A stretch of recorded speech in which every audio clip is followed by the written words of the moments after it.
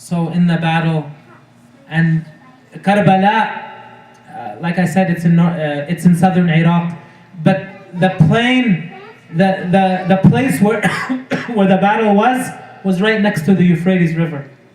بِقُرْبِ نَهْرِ الْفُرَاتِ. The water of the Euphrates River is delicious. It's delicious. But during the battle, the people, they denied Al-Hussein, they denied his family access to the water, and they got really thirsty. One of the sons of Al-Hussein, he said, "Father, I'm so thirsty.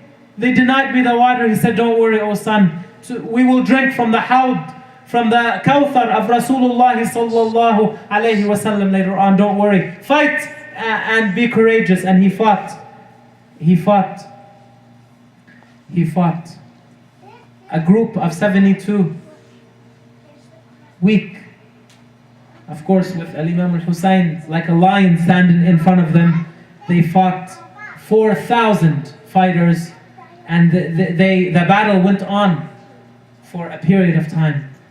Once 3 people got close, there was 3 main people that got close to Al-Hussein. One of them hit him really hard on his left hand.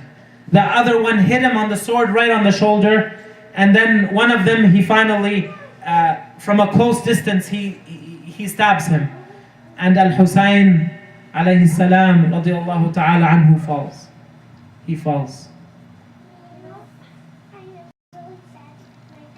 And one of the low-charactered people, his name was Shammar, he comes by the order of Yazid, the army of Yazid, by the order of Yazid, he comes with a knife to decapitate the head of Al-Hussein alayhi salam radiyallahu anhu. He comes and he does this. Sick people with sick leaders, with sick orders. This is what they did. They decapitated his head. And after that, they didn't leave him. They didn't give him a burial. They left his body headless. And he ordered the horses to trample over his body, just as a sign of his power over him. وَالْعِيَاذُ بِاللَّهِ تَعَالَى. This is very sad. It's very sad. If we don't cry, or if we're not crying, may Allah Ta'ala make us of those people who cry in sadness and in love for the Rasul and his family. Salawatullahi wa salamuhu ala jami' al-anbiya wa ala ali jami' al-anbiya. The Al-Hussein alayhi salam, the same man that made Hajj 25 times. When he died, he was around 56 years old. He's 56 years old, and it's narrated that he walked with his feet, hafiyan, with his feet, north from Mecca, he walked south to Al-Madinah, to Mecca, from Medina, 25 times back and forth to go to Al-Hajj. In his short lifetime, 56 years old is not an old person. He walked 25 times to Al-Madinah to make the pilgrimage, for the love of Mecca, and for the love of the birthplace of his grandfather, Rasulullah Muhammad sallallahu alayhi wasallam. And his father before that, Al-Imam Ali, was also killed.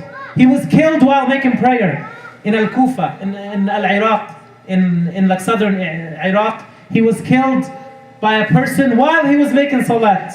Could you imagine? And this person who killed him was a munafiq, was a kafir, was a khariji. And that person said, La ilaha illallah Muhammad Rasulullah. But this person was not a Muslim. Not everyone that says La ilaha illallah Muhammad Rasulullah and looks like a Muslim and dresses like a Muslim is a Muslim. No way. Many people, they look like Muslims, they talk like Muslims, and they are the worst enemies of Islam. Today and yesterday and tomorrow. There is many hypocrites. This is one of the great musibat of our ummah. But Allah Ta'ala bless the people of Iman, bless the people of Taqwa by something called musibat. In this dunya, Allah gives the musibat. The Rasul alayhi salatu wasalam, he said, أَشَدُّ النَّاسِ بَلَاءً الْأَنْبِيَاءُ ثُمَّ الْأَمْثَلُ فَالْأَمْثَلُ, which means most of the people who have tribulations and calamities are the prophets. The prophets did not lead stress-free, relaxing lifestyles. They did not lead, their lives were the hardest. Because they were the best, Allah Ta'ala made them endure and be patient through all that they went through. And some of the prophets were killed. Some of the prophets were decapitated. Some of the prophets were literally cut in half by a saw. Some of the prophets, this happened to some of the prophets. And some of the good Muslims also, like who we know, Umar, Uthman, Ali, Al-Hassan, Al-Hussein, and many people also after them. They were killed because they stood for La ilaha illallah, because they didn't sell their religion for a few bucks, for a few dollars. They did not sell their religion. Al-Hussein dies, and it's said that they bury him in Al-Kufa, and they take his head. They take his head as a so-called prize to Dimashq, to Yazid. And they put it on a platter, as if it's a gourmet dinner. And he plays with his head like with a stick, as if he's playing, as if he's doing, as if he's touching some meat or something like that. One of the person present, he said, Wallahi, I saw the lips of Rasulullah kiss this head. And he got so angry and he left. And then Yazid, la'natullahi alayhi, when he heard that, he didn't know what to do. He said, move him away. And there's many reports. Some have said that the head was buried in Asham, in Dimashq. Others say that it was later on moved to Egypt. To Egypt. Allahu a'lam.